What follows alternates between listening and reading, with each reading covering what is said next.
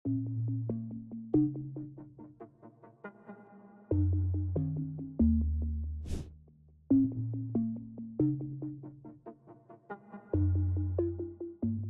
яе пры візіце гэтых ветлівых людзей здарыўся інфаркт. Ёй не выклікалі хуткую, ёй проста было кепска. Вось. І здаецца, на наступны дзень мяне пачалі шантажаваць.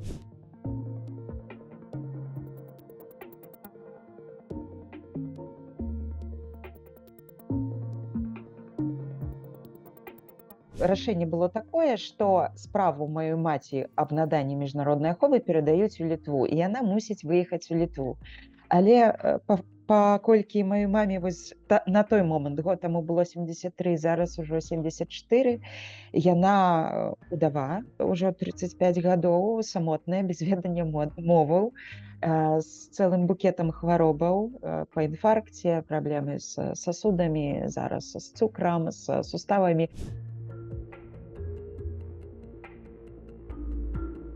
Я з'яўляюся пацыенткай Беластоцкага цэнтра анкалогіі. Я праходжу зараз гармонатэрапію, працэс гармонатэрапіі. Я прывязаная да яго. Я не магу ехаць з маці ў Літву. Плюс мае дзеці вучацца ў польскай школе. У майго малодшага сына аўтызм. Я не магу проста ўзяць сваю маму і паехаць з ёй у Літву, каб чакаць там яе разгляду справы, а сама яна не дасць рады.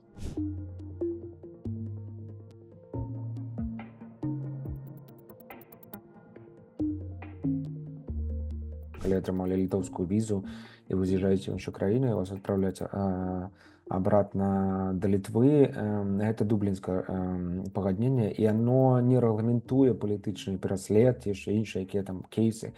Яно прызначана толькі для міграцыйных пытанняў у Еўропе. Калі вы разумееце, што у вас іншая віза краіны, вы паехалі ў іншую, і вам трэба там дапамога, і там на 99% будзе працаваць Дублін, то, конечно же, трэба юрыдычная дапамога мясцовых адвакатаў, якія звычайна ў такіх справах звяртаюцца да офіса, і мы разам знаходзім вынікі, як гэта можна зрабіць.